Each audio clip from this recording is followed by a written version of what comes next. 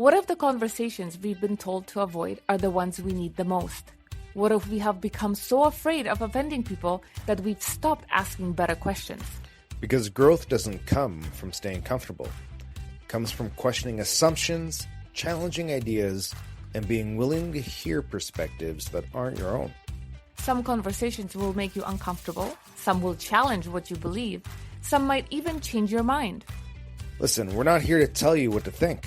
We're here to ask better questions, to explore different perspectives, and to have the conversations most people avoid. No scripts, no echo chambers, no sugarcoating. Just honest conversations about leadership, relationships, business, health, money, culture, and what it really means to live well in a complicated world. And hey, you don't have to agree with everything you hear, but if every episode leaves you thinking long after it's over, we've done our job. You're listening to Let's Not Sugarcoat It. Let's get into it. Welcome back to another episode of Let's Not Sugarcoat It. Today's question is, what if the best relationship in your life hasn't happened yet? Not because you haven't met the right person, but because you weren't a version of yourself who could create it. Today's guest believes that for many people, love doesn't peak in their 20s or 30s. It begins after 40, when life has humbled you, challenged you, and forced you to become more honest about what you need and what you're not longer willing to accept. Sandy Weiner is the founder of First Date, a relationship coach and podcast host who's helping thousands of people navigate dating, communication, boundaries, and intimacy in the second half of life. Today, we're asking the questions that matter. Why do we keep repeating the same relationship patterns? Can you really reinvent your love life after 40? And is the greatest obstacle to finding love someone else or ourselves? Welcome, Sandy, to the show. Well, thank you. Great to be here. So tell us a little bit, most of our viewers are women, entrepreneurs, over 40. We do have, because now we have a man on the show, we are attracting the second part of most relationships is we are dealing with men, and we're quite different. And men and women do go through midlife a little bit differently. Hormonally, our needs change, our wants change. We've lived through half of our lives, most of us, 40, I'm 46. So maybe I'll live to 100. I don't know. So maybe I'm not midlifing just yet. But things change, relationships change, and our needs change. And we go through a lot of breakups around this stage of our lives. Can you tell us a little bit why? Yeah, they call it gray divorce when people are probably closer to 50. It's a very popular time to get divorced, and there are lots of reasons why. I think that when we get married, especially if we're young, when we get married, there's a trend towards getting married later in life today. But I think in our generation, people were getting married in their 20s, late 20s. By the time you're in your 40s and you've had a few kids, maybe your needs change, and if your relationship hasn't changed with you, then you start to grow apart. And most of us don't have relationship skills built into us. Even if we go to therapy, it often doesn't work because we probably married the wrong person. Often. I know that I went into marriage without a lot of good education about what makes for a good relationship. I didn't realize how important conflict resolution was, for example, and having the ability to work through conflict. That was a huge thing that got in the way of our relationship. And I think for a lot of people, they end up just becoming two strangers in the same house. And in my experience also, women are, maybe their kids are starting to get older or they've grown. Women are often like, well, what's next for me? I'm ready to go and explore my next act. And many men are just like, I'm tired.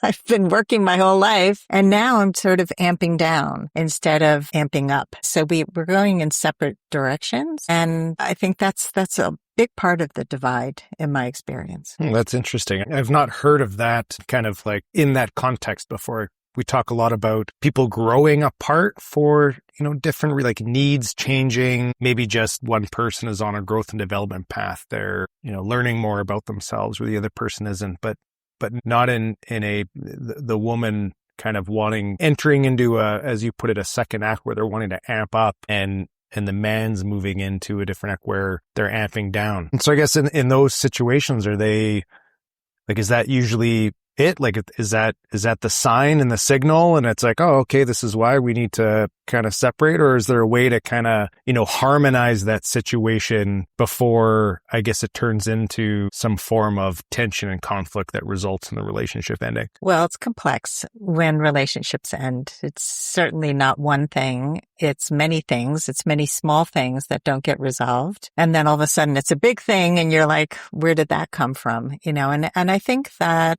both, you mentioned the growth path. I think that the happiest, most successful relationships are two people who are on a growth path, because relationships they're growing. They're growing things. They're living things. You can't just be a crock pot in a relationship. It's like fix it and forget it, right? You've got to tend to it. And if one person's doing all the tending and the other one is just leaning back or going off and doing their own things, I mean, I got to a point where I was spending a lot of time away from my relationship because my relationship was painful. And so I belonged to the PTA and I did the dance class at night, and my husband would come home from work and I'd leave the house. And a friend of mine said to me, you're punishing your children. It's not just about your husband. You're punishing your children. You're leaving the house when the minute he walks in. It's not the greatest thing for your entire family. It's not just about, I'm doing this to save my own sanity. And I tried a million different things, but honestly,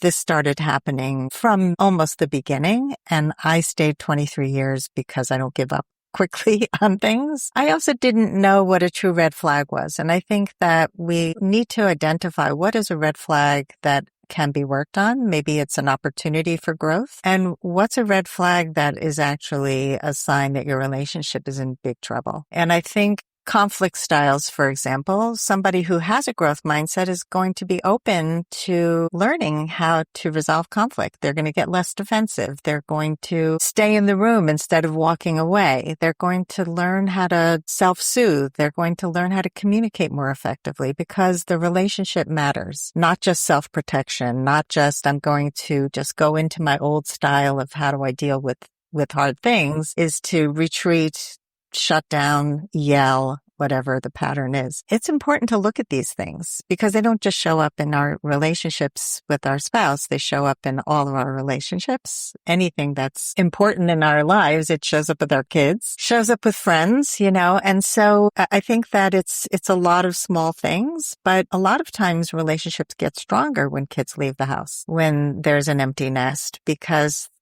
parents didn't have time for each other. So it really depends on the willingness to grow together. I think that's so key. Mm-hmm. And going back to your comment about women wanting their second act and amping up their lives and men wanting to rest. Quick question here. If that was the case for majority, why do men tend to go for much younger women who are in their, prime, and women tend to go for younger men when they're splitting in their 40s? Is it because, so we're in our second act, we're wanting to do the things, we're wanting to live, and you're saying that the man wanting to ramp down. But what I've seen from those around us, and just around us, is that people tend to go for younger people. Yeah. Both people go for younger people, right? So there's different reasons. I mean, I'm just going to give you my thoughts on this because I don't know every person who's going for younger people. But in my experience, the men who go for much younger women are often men who are ego-driven. They like the look and the feel of somebody who's younger, and it makes them feel younger, and it makes them feel vibrant because maybe they've lost some of their vibrancy, and maybe they're having trouble in the bedroom, and this younger woman is going to make them feel more manly. I don't know. I've seen to me, it's a lot of ego stuff, because men who are looking for an intellectual match, for somebody who's in a similar lifestyle, which is, to me, the more grounded, more mature men who are not just looking for somebody who's going to make them look good or feel good, those men often go for women the same age. When it comes to women looking for younger men, and that's often because the men of their age are tired and they're not very interesting if they haven't done work on themselves, if they if they're like, let's say they're retired and they're not doing anything with their lives, they're boring. And if you're a vibrant woman and you want to be with somebody who's got life to them, you're probably going to go for somebody who's a little younger. I think age, it is a number. It is not 100% true that older people have less vibe. It's not 100% true that younger people are vibrant. I mean, I know plenty of people who are in their 40s who look like they're half dead. I just think it's a matter of how you live your life. And if you truly know what is compatibility and what is chemistry for you, you're going to go for someone who's beyond that checklist of, I have to be with somebody who's this tall and who's this age and lives 5 miles from my house. And those things don't matter in the long run. If you're really looking for a healthy, happy relationship, you're going to look beyond all of the things that we see out there in the world. Babe? Yeah. Yeah. No, I mean...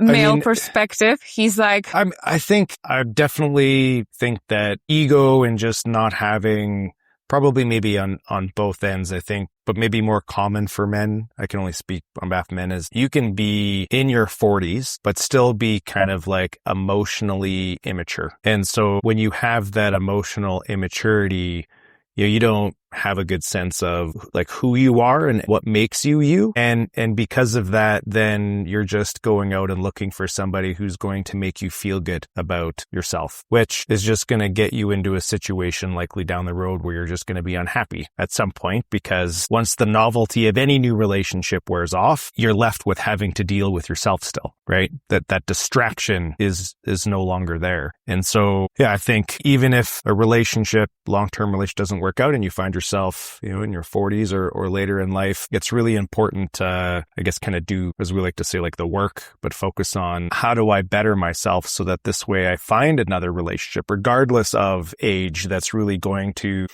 complement not just you, but like your values and the life that you want to live and all those things. Like Bella and I, every year, we get really clear on our wants, for as ourselves individually, as parents, as husband, wife, and then as well, because we run a business together for our business. And then that helps us kind of set that North Star, so to speak. But I think a lot of people never go through that. Like you mentioned at the beginning, how most people don't really have relationship skills. And so we find somebody that makes us feel good about ourselves, and then we just kind of eventually put it on autopilot. Like at the beginning of a relationship, we get all excited about building a family, building a life, buying a house, doing all these things. And then once you start accomplishing those, we don't do a good job of continuing to set new goals and dreams and aspirations for ourselves. And then next thing you know, you fall into what we call maintenance mode, just like everything. And like, I love how you said that a relationship is like a living thing, because it is. And everything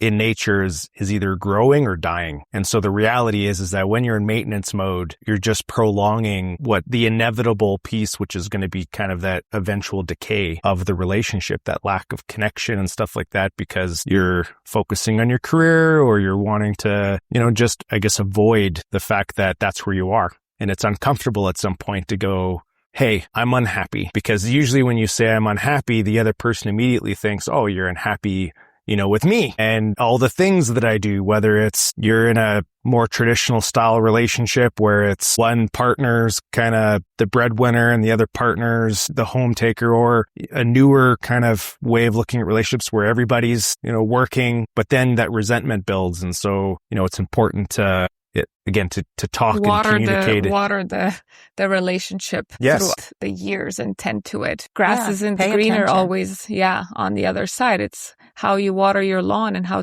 on this side, you'll see how green it can be. Or however we want to put that, my Ponglish. Whatever type of metaphor. Whatever metaphor will stick to you, right? So how much of dating after 40 is really about healing your relationship within yourself, do you think? 100%. Yeah. That's the starting point. If you want to do better, if you want to have a healthy relationship, it starts with you. Date yourself first and take all the lessons learned from relationships. Unfortunately, a lot of people will leave a marriage or a long-term relationship and just point the finger at the other person and say, It didn't work because I was married to a person who was a narcissist or she was hysterical, crazy, bipolar. There's so much of that out there. And I always say, which came first, the chicken or the egg? Did the narcissist husband make her bipolar? Did the bipolar wife make him a narcissist? Or let's get rid of all these labels and just look at ourselves and say, okay, I didn't do well with somebody who was very self-centered, who really couldn't pay attention to me.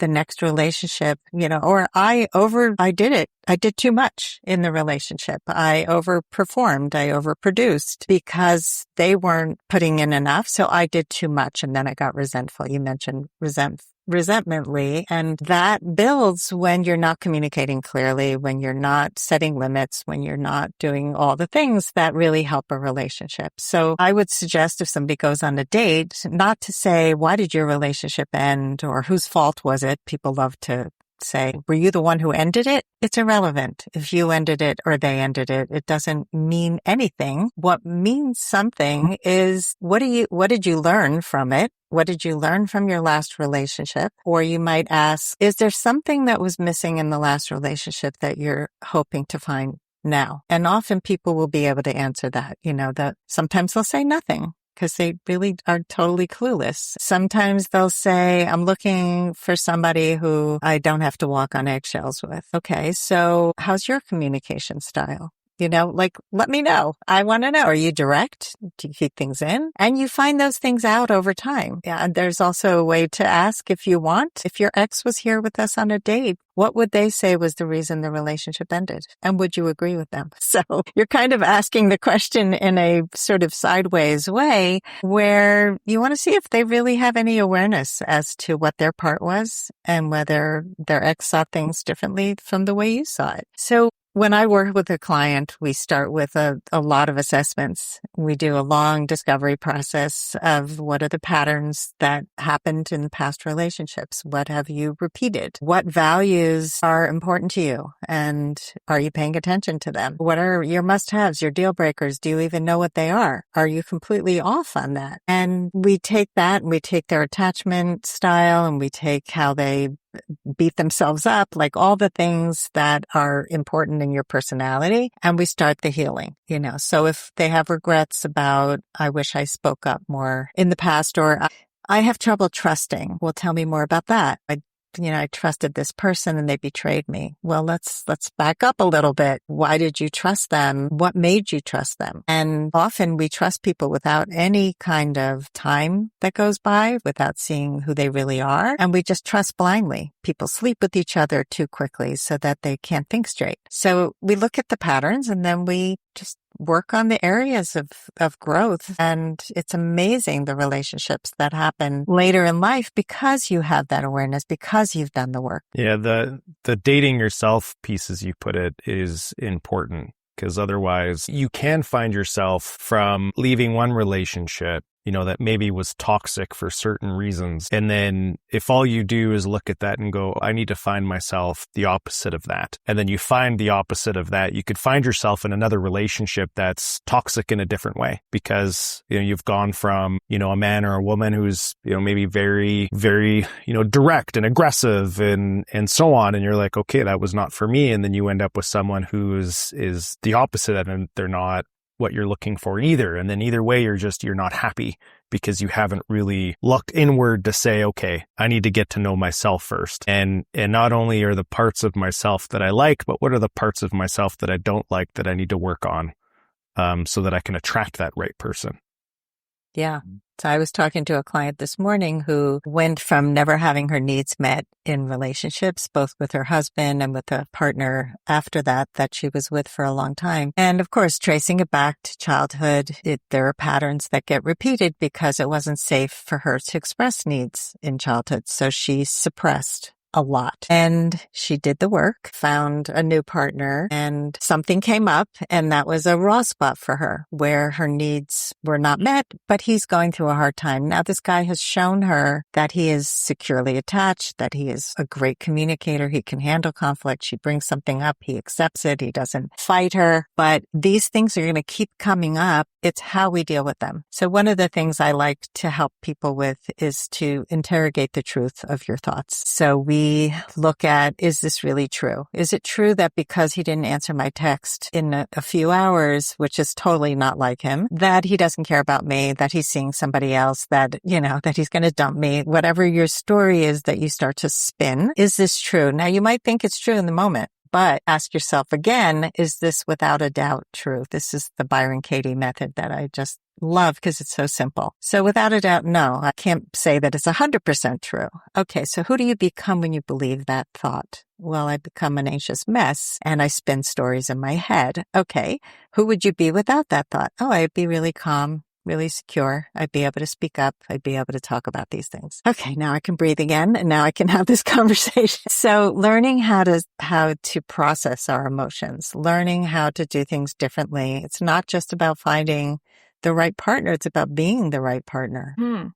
I feel like energy is huge in relationships too. I always say to clients, friends, who do you feel yourself to be energetically with that person? Do you feel like you can be open and honest? Or are you hiding parts of yourselves? Do you have to walk on eggshells? If those are things that come up, then you need to question, why are you still in this relationship? And why are you not looking at what parts of you need to heal first so that you start inviting the right type of energy and right type of person into? But it has to be you first. Energetically, you need to be open to receive the person that is meant for you. But we do tend to go for the opposites of when we leave a relationship at some point, but not look at the root causes. We're just replacing one thing for another. And the patterns show up as we continue in the new relationships. Yeah. And you bring up a really good point about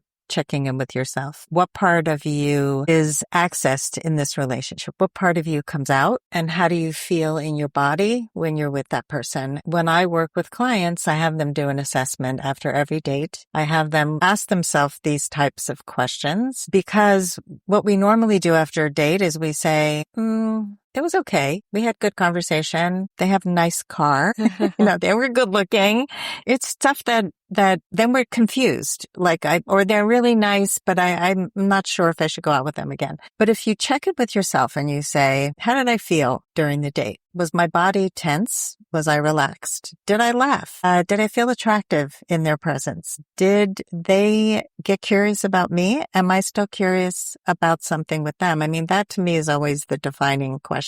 When I would go on a date, and I don't have any questions for them because I don't really care. I don't care about them. I mean, or they just talk about themselves. So there's not really a whole lot to be asking here. But also interrupt people who talk about themselves nonstop. It's how do you get to know each other? Maybe it's nervousness. Maybe it's not that they're selfish because we tend to write people off too quickly too. But the deeper thing about what you're talking about, Bella, is that so many people don't even see that it's an unhealthy attachment because it's familiar. So if you grew up with somebody who was cold, you're going to keep attaching to cold people, hoping to make them warmer and get the love you never got. And until you do that work, you're just going to repeat these patterns and go, why do I keep attracting these people? What's wrong with all the people out there? They're all problematic. That's not the story. Yeah. So do you think loneliness causes people to settle in relationships that they know they're not right? Because after a certain age, you've done let's say you have children, your marriage, and you're doing the healing, but there comes a point where you start feeling lonely because you've had a life with a partner. Do you think that people settle and just say, okay, whatever, it is what it is. I just don't want to be lonely. Sometimes. Yeah. Sometimes people just don't know how to be alone, which is something I highly recommend. Getting used to your own company. That's part of the date yourself. It's build a life that you love, that somebody would be happy to join you in, and get used to being alone. Being alone and being lonely are very different. And a lot of people really struggle with being alone, especially if you've been in a partnership. And I've had clients who feel shameful to go to an event alone. They are used to having a partner, so they have been dating a lot so that they'll have a partner to go to the event with. And I'm like, get used to going to events alone too. That could be fun. And you don't need a partner just to fill a void. That's the worst reason to have a partner. It's dating from scarcity rather than abundance. And so if you're dating from scarcity, you're going to settle for less. You're going to overlook red flags. You're going to not care if their person's not treating you well because you have somebody. And a lot of people stay in those relationships forever. And my son has a friend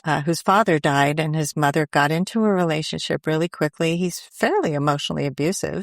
Terrible relationship for their mother, but she did not want to be alone. And it's hard for her and it's hard for the kids, but she will not leave him. So it happens. But if you do the work, just don't accept somebody just to fill a space. Fill your own space and be okay being alone. That's my advice. How would somebody go about doing that if we've got someone listening to this right now and this is resonating with them? They have this fear of being alone. And what would you say to them as what would be a first step that they could take? First of all, find activities that maybe you don't even know you like yet. And there are meetup groups in the United States. I don't know if Canada has them or other countries, but meetup.com is a fabulous resource that has tons and tons of groups that meet everywhere. So it could be a group of people who meet who like to do pickleball or like movies or like going to a museum or take yourself out on a date. I recommend that people go to a restaurant by yourself, go on dates weekly, go on solo dates and do the things that you love that you would want to have a partner to do with you. You meet the most incredible people when you're alone. And so if I wanted to go on a hike, maybe you look up where there's some great hikes nearby. And a lot of times if they're coming out of a marriage, you may have put a lot of things on the back burner. And that's actually why I got into coaching, was because I put that on the back burner. I was a psych major in college, psych and art. And then I was doing art therapy for a while. Then I put that on the back burner. Then I became an artist. I worked with my husband in comedy and wrote comedy, worked on TV shows together. But I started to put my needs on the back burner and focused on the family, focused on everybody else.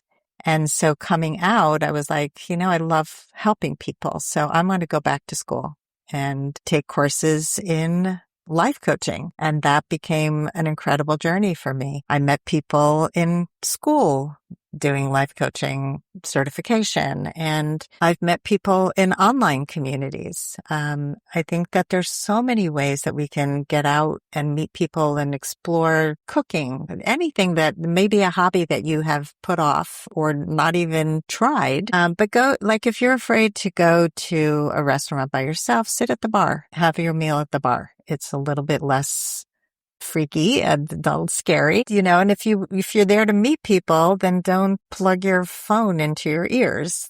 Really bring a book, talk to other people. It's amazing what happens when you just start making conversation with strangers. And then at home, again, if you have hobbies that you can do at home, reading, I had put off reading for a long time. I went to the library, got books, started a book club. I mean, there's just so much that's available that people can do. Mm-hmm. Do you think the fear of being alone is greater than the fear of being unhappy? And that's why people get into relationships so quickly? I'm not sure. I think the fear of being alone or the fear of being in a bad relationship, I compare those two. I think the fear of being in a bad relationship keeps people alone. Fear of being unhappy. Yeah, I mean, a lot of people numb themselves because they don't want to be alone with themselves. They don't want to be in relationships that take work, so they just stay isolated. There's a lot of reasons why people stay alone or get into bad relationships, but it's very individual, I think. Yeah. I had to do some work on myself because I discovered that even though I was constantly surrounded by people, I was in a relationship, I still felt lonely. And I filled my time within my relationship of doing the extra things, the going out, the being in community, filling my time to do absolutely everything, just not to feel alone, even though I was in relationship. So that's why I asked the question, because it wasn't that I was unhappy. I was lonely. You were lonely in your relationship? I was lonely in my relationship with my husband. I mean, we worked it through, and that wasn't something I discovered until after I started working on myself and when myself went to therapy, and then we did couples therapy and so on and so forth. But it wanted to put that in the forefront that although it looked as a happy marriage and a happy life and we were active and doing all the things, I still felt lonely because my needs were not being met. Like you said, you put a lot of stuff on the back burner. And as women, we tend to do that, especially when we have children, is to now focus on family and everybody else around us. Sometimes our careers are put on hold. And then you start losing yourself. And that's when that loneliness comes in, because there's a hole and a void that you can't fill with more things to do and stuff. So that's why I wanted to put that in, because we talk about loneliness as being just alone by yourself, but you can be very lonely with a ton of people around you. Yeah, it's a really good point.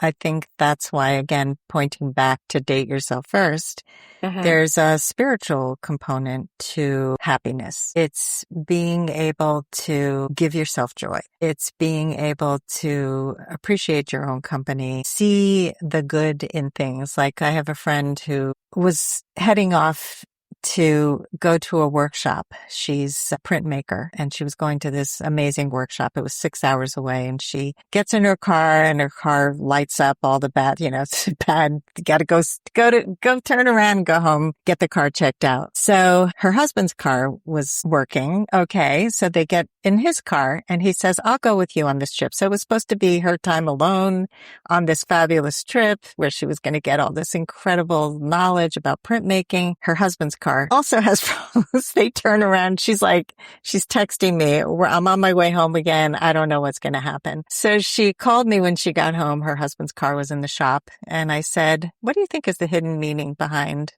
or the hidden message behind what's going on today? And she goes, I didn't think about that. And, there were a lot of things, like if you can see expansively, her husband wouldn't have come on the trip with her. She would have gone off alone. The trip was delayed. She could have been so pissed off. She could have rented a car and not taken him. This could have ended many different ways, but because she knows how to process things, she saw the gift in her husband coming with her. She saw the positives, even though it was frustrating, she didn't let it ruin her time, and she's having a fabulous trip now. But you could easily take that and say, why do bad things happen to me? What is wrong with the world? The universe is out to get me. And when you do that inner work and you have that ability to process, you make your own happiness. Do you think trust can be rebuilt? And I'm not talking about, if there was cheating or boundaries crossed within a relationship and then you leave the relationship. A lot of women I know have trust issues. Do you think when you go through that type of trauma where you had a partner and they cheated on you, that you can rebuild trust fully? It takes time. And it also takes knowledge of yourself and how the betrayal happened, whatever betrayal it was. So perhaps there were fractures in the relationship that everybody was ignoring and nobody was really paying attention. And so the person cheated. Now, the cheating part was not the right thing to do, but you also played a part in staying in a relationship, in not speaking up, in tolerating bad behaviors, whatever it was. That's the part that we can repair for ourselves. We can't control other people, but we can also realize what we need to be able to trust someone again. And so maybe we need to build trust really slowly, and we need to be able to articulate that in a new partnership or a new dating situation, to be able to say, hey, listen, I really like you a lot. And I know that there's a part of me that would go and sleep with you right now, but I'm not going to do that because that's never worked out well for me. And I have to build trust slowly. So if you're willing to come along with me on this journey and we'll see where it goes, I'd love to continue seeing you. Like being able to articulate what it is that we're struggling with. So the other person knows, hey, I'm not some neurotic person. I'm a person who's working on something that's a little raw for me. I think that that goes a long way in not expecting the other person to heal you, to say, I'm working on this. I'm aware of this, and I don't just jump in, I need to build slowly. And then what is the most underrated green flag? I feel like there's this trend going on, the word love bombing, right? Red flag. I'm like, cannot that be a green flag? Words without actions are red flag. So I've had men who told me I was the one on the first date. Okay. Was it a red flag? Yeah, but he wasn't love bombing me. He truly felt I was the one, and he continued to see me. It wasn't just a line. He fell into relationships quickly. He was not the one for me, but he's been married like 4 times, so that's his style.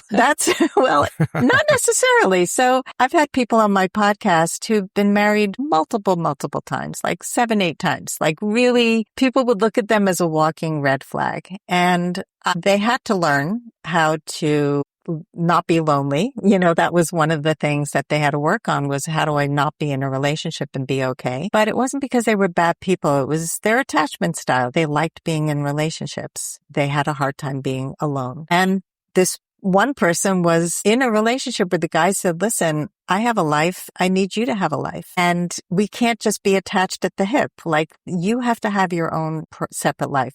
So to me, that's a green flag. Somebody, first of all, who can work through issues with you, who doesn't walk away at the first sign of conflict. Another underrated green flag is not somebody who's been in therapy, but somebody who's willing to work things out. You can be in therapy and have not healed, and you can have no therapy and be very self-aware and be very willing. So to me, willingness is a huge green flag, and I think people don't give enough credit to people who are willing to talk things out, who are willing to be vulnerable. When you talk about willingness, is it ever too late in life to reinvent yourself? We talk a lot about doing the work, or to talk about doing the work as some version of, bettering yourself, kind of reinventing yourself. And then maybe a 2-part question. Is it ever too late? But maybe what would be your definition of reinventing? There's a lot of questions in there. So ask the first one. It's never too late to start again, to reinvent yourself. I believe in the possibility of change. If you really want to change something in your life, go for it. If you have the energy to do it, I think I have several more lives in me. I've reinvented myself about 85 times already. And the second question was what again? What would be your definition of reinventing? So reinventing can be, I've decided to switch careers. I've decided to move to a new city. I've decided to be I wanted to be a digital nomad for a while. Somebody offered to rent my house, and I was like, they wanted to rent it for a year. And I thought, can I do my podcast in an RV and just travel the country? I had never done anything like that. Solo travel could be a reinvention, like taking time off and going and living someplace for 3 months, 6 months, a year, moving to a new country. There's so many ways that we reinvent ourselves that don't involve plastic surgery or GLP-1s.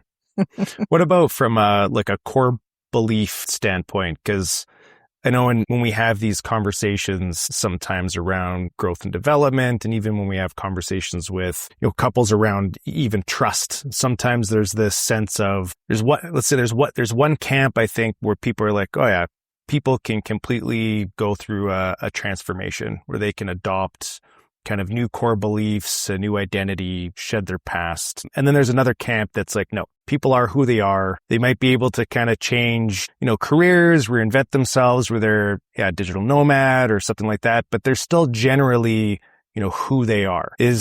What's your stance on that, Sandy?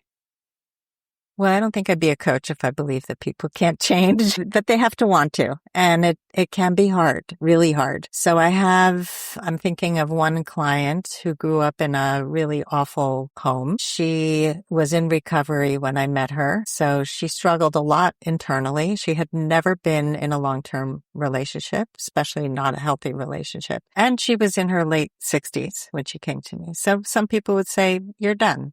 You're cooked, you're done. There's no way say you can have what you want, is she really wanted to be in a healthy relationship and she wanted to get married. And we worked together on a lot of her limiting beliefs, a lot of her tendencies, people pleasing, giving more than she received, not asking for what she wanted. There were skills that she could be taught. And that's what I look at. It's, yes, your mindset is super important, but it shifts when you start practicing and behaving differently. So it's a combination. And after a lot of not good dates, she met an amazing man who really appreciated who she had become because she had done all this work on herself. And they're talking marriage. They're talking about moving in together now. And she's 71. So I have had so many amazing stories of people. That's why I wrote my third book called Love at Last. It's about people who found love later in life. And some of them were in their 50s, 60s, 70s, beyond, who had never been married, had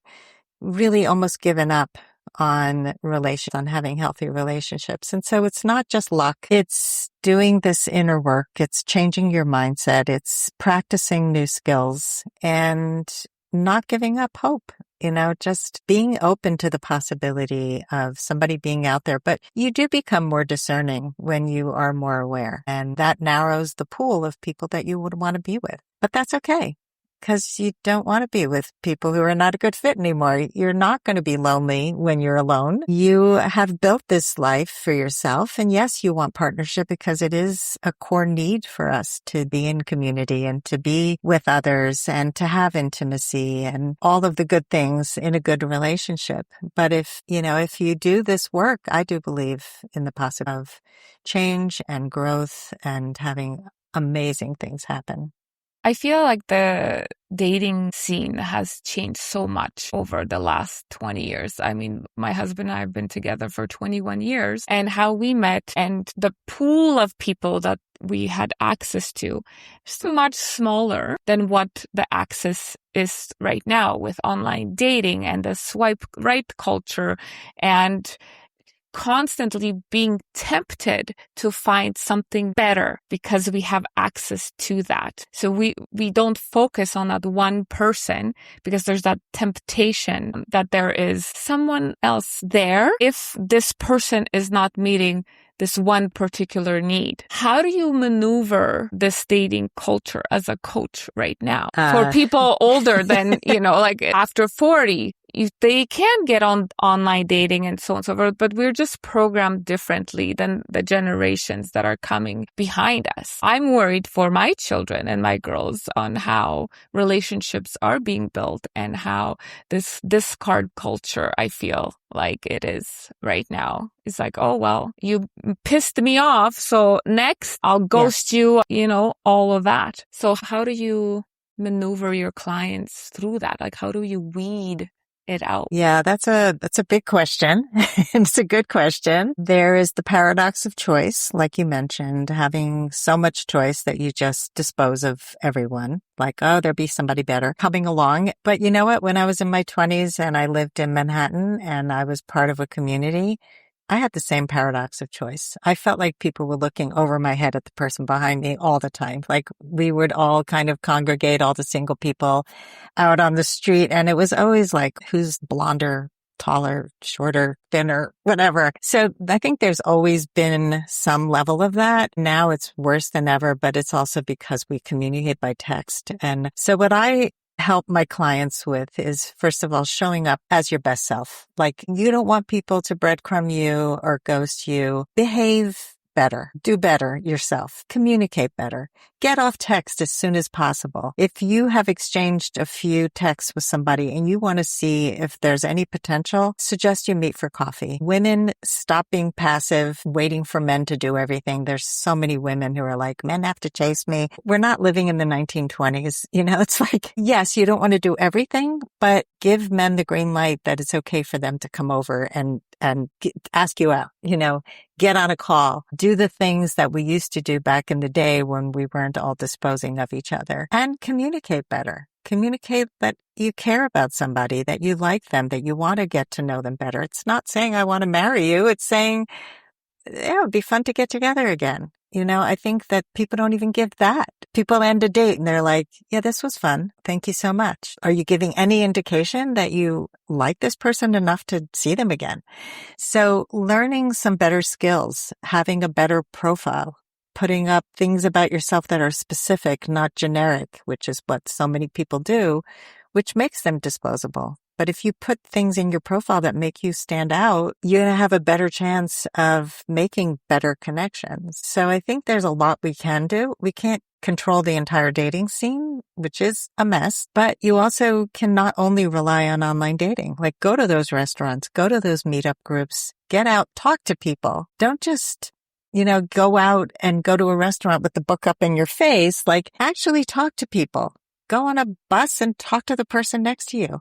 I've had friends who've met their partners because they joined a hiking group and the person who they became friends with had a guy over who sat next to her on Thanksgiving and they ended up married. But he wasn't in the hiking group. It was because she had a new friend group. So, if you keep doing things the way you've always done them, you will have the same results. And if you open up the possibility of trying new things, getting out of your comfort zone, rising up to communicate better and do things more effectively, you'll have better results. Sounds like we're going back to basics, honestly, because those things we used to do because we didn't have the phones. I look at our kids and my mom will complain, oh, they're not doing this there. I'm like, because mom, when I was growing up, I didn't have those things. I was forced to go outside and meet people at the playground. So we gave them social skills, which are now being taken away because of the devices that we're constantly on. And that also puts on the lack of communication, how we communicate. Can we even communicate without text? Because some people have that vibe via text, but then you meet them in person and they're dead. You're just like, who is this person? Is it ChatGPT that's answering all my texts? Like there's so much complexity, right? So you are right, and I stand with that. Get off the devices, go meet the people, get off texts, off the body language, eye contact, energy, even via FaceTime. You will know more about that person via FaceTime than via text. You don't have to physically meet them. Now we have those gadgets that we can actually meet them before we physically make that decision. Is it safe? Is it not? What's the vibe? So, yeah, absolutely. What is the one uncomfortable truth about love after 40 that people need to hear? Uncomfortable truth is I think we are often harder on ourselves about aging and how we might be received by somebody we were attracted to, whether our bodies will be accepted, whether our faces will be accepted, whether we have to change something in order to be liked. I think that as we age, there's so much out there about Botox Botox in your 20s. This is not even in midlife. We're talking people have this need to be airbrushed and perfect on social media. So we're being fed all of these lies about what we should look like, what we should feel like. And I think what we don't realize is that everybody's going through this. So if you're worried about your body, the person you're dating is probably worried about theirs too. And we should be happy that we are alive to live this life and change how we approach aging. I just really feel like, people get sad about wrinkles and it's part of life. Oh, I'm having a birthday. You're lucky you're having a birthday. Like a lot of people don't get that. So yes, I'm not trying to sugarcoat it, but I go to the gym every day. I work out every single day and I've changed how I eat because my body isn't the same. So take care of yourself, but also realize that people are not scrutinizing you the way you're scrutinizing yourself. So please don't avoid dating because you're worried about somebody seeing you naked with this new body that you have, because there's lots of people out there who are going to think that you're beautiful and wonderful and handsome and you're just right the way you are. Yeah. I think that's what our listeners need to hear too, because the pressure on women, especially after 40, hormonal changes, whether it's weight gain or, we're going through a lot. And sometimes you look at yourself and you're like, whose body is this? Whose mind is this? Just to know that the pressure isn't as intense as you put it on yourself. Exactly. Yeah. So on that note, it was so nice speaking to you, having you on the show. One fire rapid question for you before we close off. Okay. What is one dating trend you wish would disappear? A dating trend that I wish would disappear is swiping culture. I just feel like we're judging people based on their looks alone, and it's not really fair. And I think that just people don't pay attention. They're just disposing of you. Swipe left, swipe left, swipe left. I suggest people swipe right, swipe right, swipe right. Because once you match, you can go in and analyze somebody's profile. But if you swipe right a lot, you're going to have more matches and you'll be more from a place of abundance, not scarcity. You know, you don't approach every single date as your future partner. I was speaking to a friend today who's really scared to speak in public. And so she was saying, I don't know what happens to me. Like, I feel like I have to be perfect. And I said, okay, if I told you the next date you're going on is going to be with your future husband, would you approach that date differently? She goes, well, I would try to be my authentic self. I said, yeah, would you spend 16 hours shopping for a dress and putting on your makeup and doing all these things so that you would be perfect for this person? Dating doesn't have to be all this pressure of, I hope they're the one. It's like, have fun, have experiences, get out of this whole, online dating culture, take back your control over it. And that way you're not going to be depressed going into dating and give up, which is what people do. They say it doesn't work. I'm going to give up. I'd rather be alone. And that's not true. I think a lot of people would not want to be alone if they met somebody who was great, but you can't beat them if you're not dating. So it's kind of a necessary evil, but make it fun. Yeah.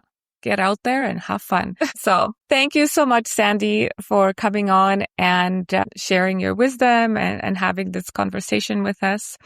Thank you. The goal was never to tell you what to think. It was to give you something worth talking about. Until next time, stay curious and keep asking the difficult questions. Till next time. Bye. We hope you enjoyed today's episode and gained valuable insights to elevate your life and business. If you found value in our conversation, spread the love. Share this episode with family and friends, and let's grow this supportive community together.